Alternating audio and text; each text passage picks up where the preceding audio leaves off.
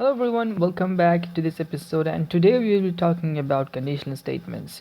So this is part 1 of this chapter, conditional statements, and in the previous videos we have completed string manipulation, and if you have not watched that video, go check the link in the description. We have a playlist on those series also. And for today we'll be starting about conditional statements. Now you see here if, elif, else and while. These four are used in conditional statements.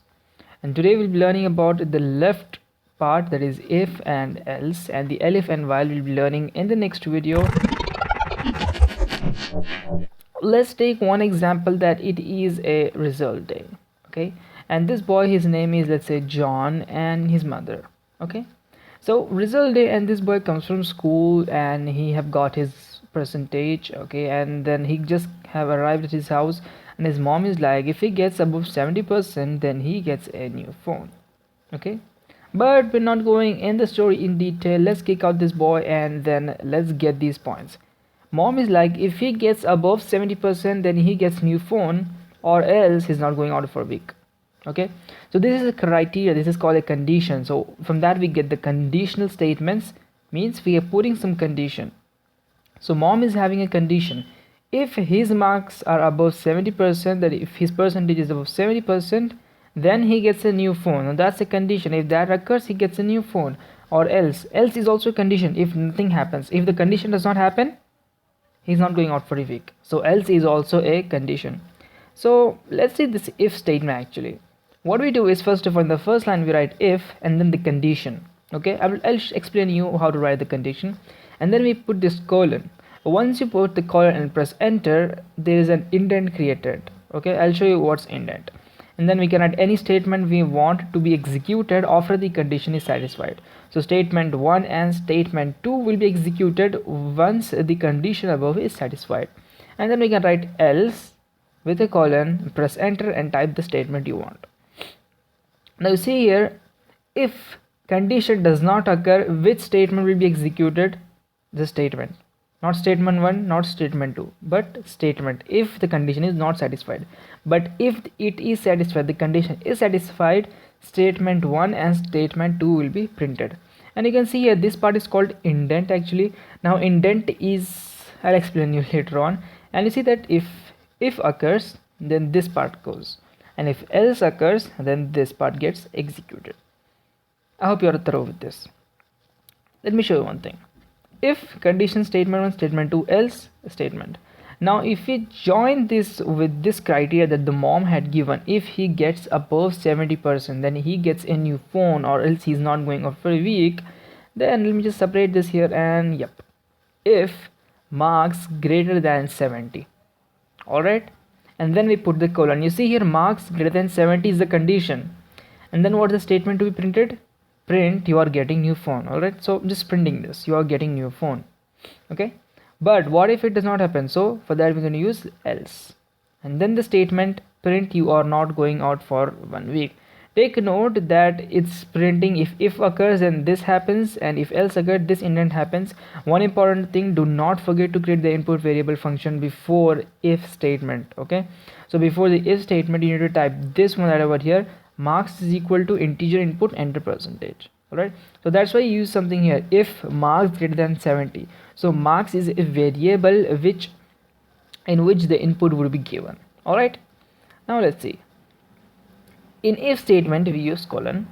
When we write colon and press enter, an indent is generated. Indent means spaces. It can be any 1 2 3 4, infinity, whatever you can type. You can do the settings in actually Python configuration part. I'll show you that how to do that. So it depends on your indent. When we write an if statement, type colon and press enter, an indent is created in the next line. There we can type any statement we want to be executed if the condition above is satisfied. I have been teaching you this thing from like 2 minutes right now, and that's a summary of this, what is indent actually, okay. So same happened with else. We wrote else, we put colon and then press enter, and an indent is generated, all right. Now let's see. Let's do one question here. Check if the given year is a leap year. Now one thing you note, if year is divisible by 4, then it is a leap year, okay. So 2020. If you divide by 4, then is it divisible by 4? First of all, divisible by 4 means the remainder should be 0.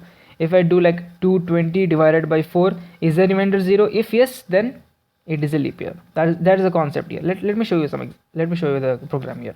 So first of all, we created a variable. A is equal to integer input, enter the year. All right, after creating a variable comes the conditions. If a percentage 4, if you don't know the meaning of percentage, it actually means to get the remainder. And if you don't know this operators, you can watch the video which coming at the I button right over there. So if a percentage 4, that if the remainder of a divided by 4 is 0, double equal to 0, note that, then print it is a leap year. Okay, but what if it's not? So for that we're going to use else, print it's not a leap year. No, it's not a leap year. So what we're doing, we took the input from the user, and then what we do is we create a condition if, and then we have this condition part in white color. A percentage 4. A percentage 4 means, let's say a was 2020. I inputted a as 2020, and then so 2020 percentage 4. What does that mean? 2020 divided by 4, get that remainder. Okay, so what is 2020 divided by 4? It's there's a quotient, but okay, it's actually 505, I guess. Yeah, mostly 505. I don't know, you can check that on screen. Okay, and then the remainder is 0, that we all know, because 2020 is perfectly divisible by 4. We all know that. Okay, and then what we do is 0 double equal to 0, you are checking, comparing. This is comparison operator. Double equal to 1 equal to is giving assigning is an assignment operator, but double equal to is not as an assignment operator. It's something that compares. So 0 double equal to 0, yes, then print its leap year. What if I was going to input yes 2019? We would have a remainder other than 0, so 1 not equal to 0, so else, no, not a leap year. Okay, yeah, if any division's remainder is 0, then it means that they are perfectly divisible by each other. Alright, I hope you get this. Check if the given number is negative or positive. Now here I should not give you any hint actually. First of all, you see that negative or positive, even a number line, negative would be every time at the left of 0. So negative is less than 0 and positive is greater than 0. We can use that condition here. So is equal to integer input, enter a number, and then if a less than 0, so if any number is less than 0, it would be negative, so print the number is negative, else print number is positive. All right, it's correct, right? Okay, I'm giving you 2 seconds. Think if this program is correct or not. You know what, this is actually wrong.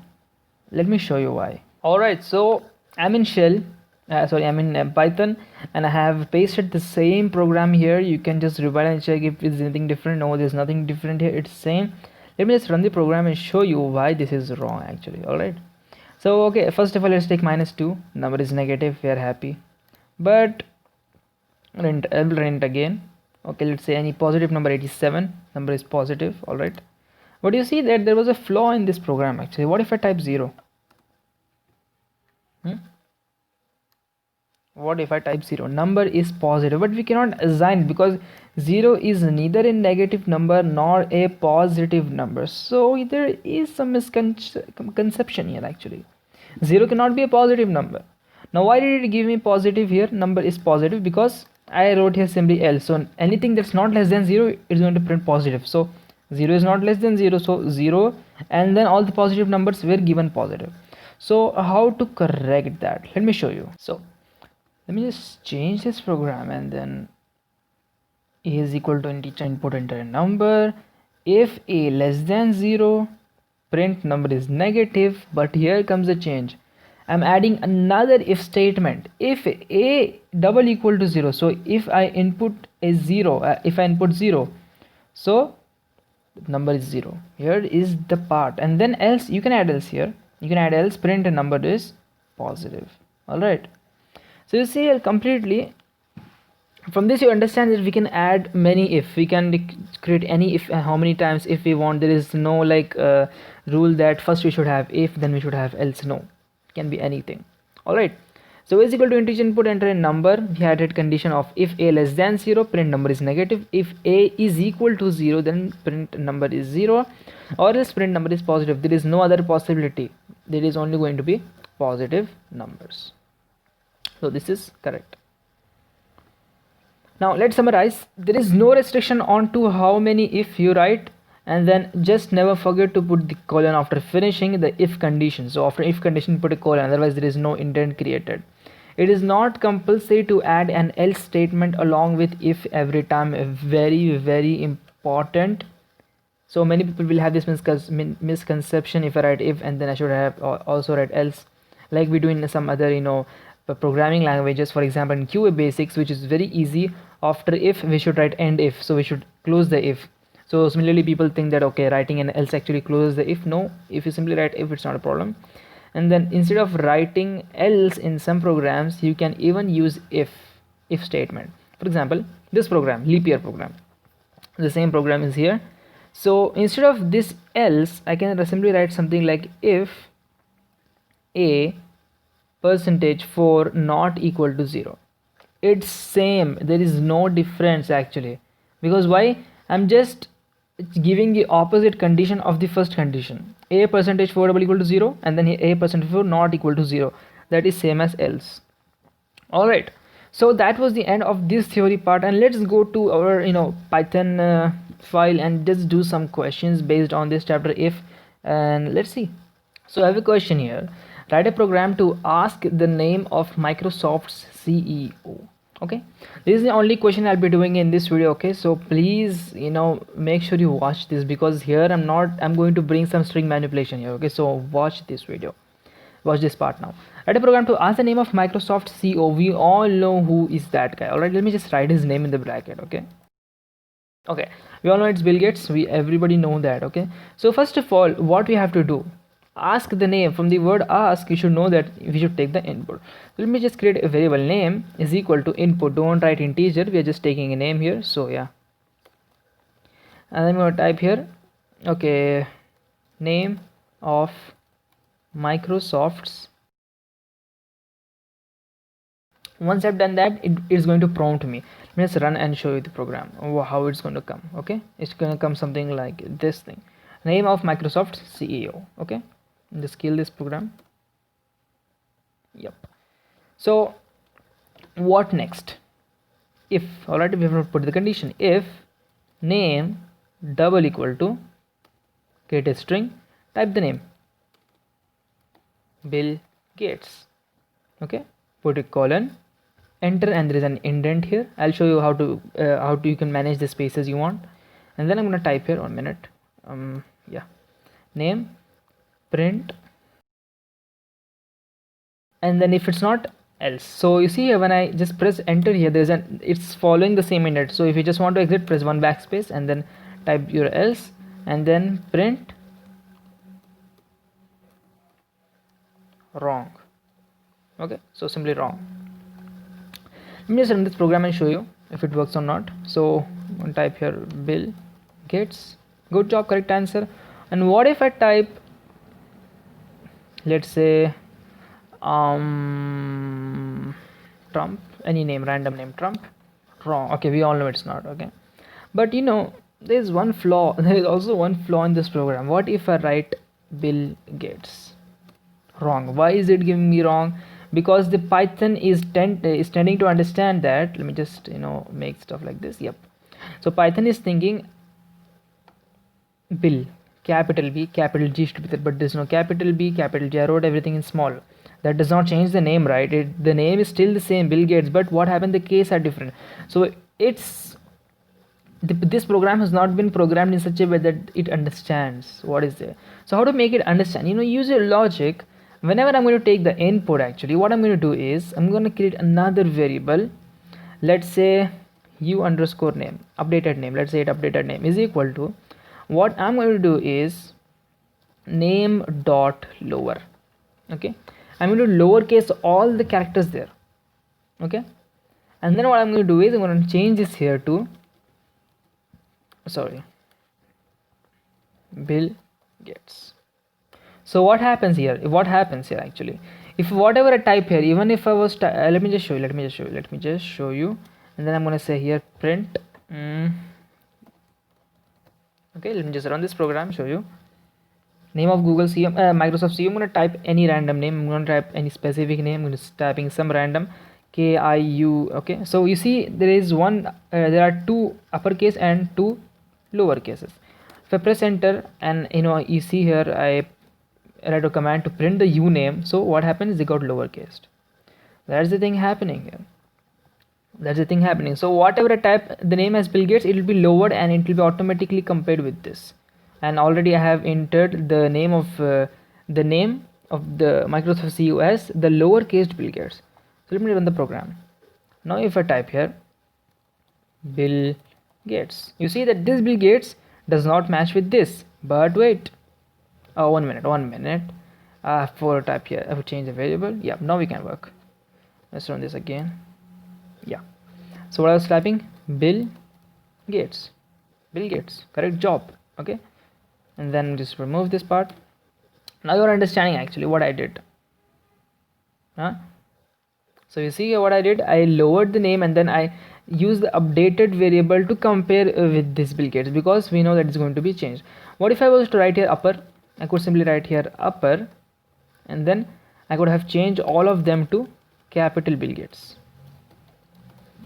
Not a big deal, it would be same. Okay, so if I simply run the program now and type here lower Bill Gates, okay, and simply make this capital for random reason, good job, correct answer, because the input just became uppercase. All right, so that was the small question I showed you right now. I hope you found this informative. If you did, leave a like, don't subscribe to the channel. If you have not, turn on all notifications. Next video we will be doing some more on conditional statements. Maybe you're gonna use while or else anything. So make sure to subscribe to the channel if you have not. Turn on notifications. I hope you found this informative. See you guys very soon.